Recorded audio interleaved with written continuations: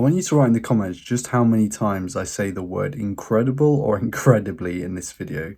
After editing this thing back, it is, well, incredible how many times I use the word incredible. This video is probably going to get disliked into oblivion. Stay classy, internet. YouTube has a problem with its platform, and it's that its audience, for the most part, refuses to pay for the ever-growing service, but also that it seems to refuse to cooperate and watch ads either. I think it's genuinely insane from both a long-term creator perspective, I've been doing this for pretty much 10 years, and a mass consumer point of view, I watch YouTube for many hours per day. And today I want to present my thoughts on this because it is a heavily divisive topic. Firstly, let's take a second to appreciate what YouTube actually does. It's a site where you can host any video you want that's inside the community guidelines for free in up to like 12K quality in HDR at like 60 FPS with enhanced bitrate options if you have YouTube Premium. It lets creators grow through its algorithms and make full careers for themselves. And I don't know about you, but I have the site open for a good 8 to 12 hours a day, whether that's in the background for a podcast like Sky's Overlap or watching genuinely incredible content made by some of its independent creators, and there are millions of independent creators on here. I use YouTube a lot, more so than pretty much any other platform, and I know for a fact that millions, many millions in fact, of people are in the same boat as me. YouTube is insanely popular. But let me ask you this, do you think that the cost of hosting the world's largest and most varied video website is nothing? I guess some people don't care, but would you care if YouTube didn't exist anymore? Because YouTube monetizes in two main ways, selling ads and selling its premium or ad-free service. It also does take a cut of monetized subscriptions and some donations, but this is a smaller pool of money. This is not sustainable if people refuse to pay for a very good premium service or block all of the ads. Have you seen Vimeo recently? Or Metacafe? Does anyone remember Metacafe? Am I old? Am I showing my age there? But yeah, YouTube is an insanely good service, and those of you who've been around for a while will know just how good it is compared to the competition. The fact it's free at all is quite something. There are a few schools of thought. One is, screw Google, I'm not paying a penny. Then there's, these creators deserve nothing. Then you have, YouTube doesn't pay the creators anyway, so why should I bother contributing?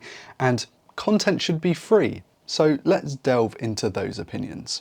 Screw Google is a noble and a thoughtful viewpoint, but the thing is that Google isn't the only beneficiary of your money or your time spent watching ads. It's the creators, the ones making the content that you spend hours and hours watching. Whether these creators are multinational companies, such as Sky, who are already established as multi-billion-dollar companies that have channels on YouTube, or indeed makers like myself who don't have any kind of financial backing and do everything on a comparatively shoestring budget. I'm not saying that the big G isn't benefiting or that they don't employ scummy tactics, but the problem with this school of thought in particular is that you're basically saying screw the creators, which essentially means that you don't value the content whatsoever, which is fair enough if you never watch YouTube. But if you do, then you clearly must find some value in the content. This is where I say, screw you then, because even if the quality of my videos isn't the best, and I know for a fact that it's not, channels like Gears and Gasoline, or GX Ace, or United People's TV, three very different channels with very different target audiences, are absolutely incredible. And I know for a fact that these guys are putting in the hours outside of their work time to make sure that their stuff is up to the highest quality, and it really does show. These things are incredibly well produced. I think it's incredibly disrespectful for people essentially saying screw the creator after spending hours per day watching their stuff. And to those saying YouTube doesn't pay its creators anyway, I've seen this one more than I thought I would. You are getting greatly misinformed. If the creators you watch scream expletives, use copyrighted material, or they create unsellable content, then sure, they're not going to be paid a lot, if at all. But I think you have to be quite mentally deficient to not understand that selling ads on content like that would be pretty hard, if not impossible. Now, price per 1,000 views can vary very heavily depending on the type of content, the target audience, the length, the subject matter. So a drone review targeted at a US audience is going to pay substantially more than a meme compilation. And a side note here, and this might be controversial, why do meme compilation compilers get paid at all? They just download like 92 TikToks and then put them in a Premiere sequence and hit render. I don't see, anyway, whatever. The point is, yes, we do get paid, those of us who stick to the guidelines and who produce content that it makes sense to sell ads on. It might not be heaps, I'm certainly not paying my rent based off of this YouTube ad revenue, I'm barely paying my internet bill on it, but it is more than zero, and given I don't upload that frequently, it's not bad. But anyone screaming, I'm not getting paid for my videos, are usually creating something that is a little controversial or something that's hard to sell ads on. It's not always the case, and YouTube has made some significant errors when it comes to its monetization and other things on the platform. For instance, if you try to click on my channel and refresh the page, sometimes the page just doesn't load. So I don't know what's going on there, but yes, we do get paid. I also find it incredible when people say, but I help in other ways, like I pay for merch or I pay for a Patreon subscription. Do you though? Do you really? And if you do, fair enough. That's really cool of you, and I'm sure the creator really much appreciates that. Genuinely, for the patrons that I've had over the years and the members of my YouTube channel, although that number hasn't been particularly high, I have appreciated every single penny. You know, it doesn't really put a dent in the cost of making these videos, but it is the act of doing so, the fact that someone has gone out of their way to, you know, just send me £1 or something is just, it's such a nice feeling, and it's something where you feel the appreciation.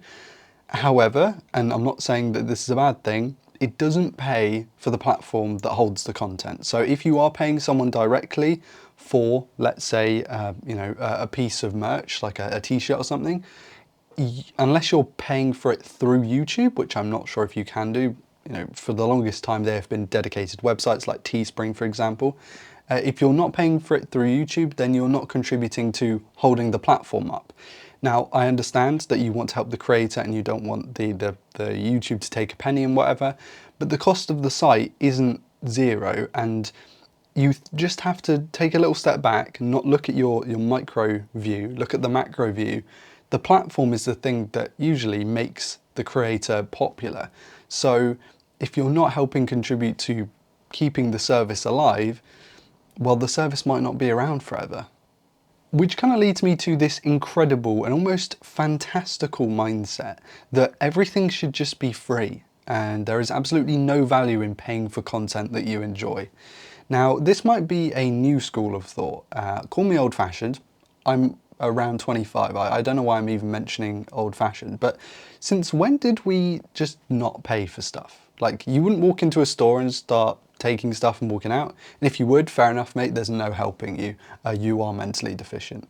But yeah, not paying for stuff is such a barbaric and childish mindset. It's so incredibly self-entitled. It's insane. Oh, I shouldn't pay for content because I don't value the content. All right, well, stop using the site then. Stop leeching off the site. Or just leave the ads on. Like, this isn't Amazon Prime. This isn't where you pay your subscription and still get ads. Premium is a really good deal right now, especially for those of you like me who watch 10+ hours of content a day. You know, you even get downloads, music, background play included, and if you do live in a deprived region, it is significantly cheaper. I remember for a time in Ukraine it was like £2 to £3, or in India I believe it is around the £5 mark. If you pay like $20 a month for Netflix, why wouldn't you expect to pay that for YouTube, especially if you use it a lot? Netflix has some high quality stuff on there, sure, and you know, some of the best films are on Netflix, but you don't get the breadth or the variation of content. You don't get that interaction with the creators. There is so much value in YouTube. Maybe it's because I'm old enough to have lived in a time where I didn't have YouTube in my life, and when I found YouTube through a school friend of mine, I was just enamored by it. It was incredible. Over the years, YouTube has evolved to be something just ridiculous. Like, people are building careers on it. I have a career based on my previous work on YouTube. It's insane. It's kind of magical.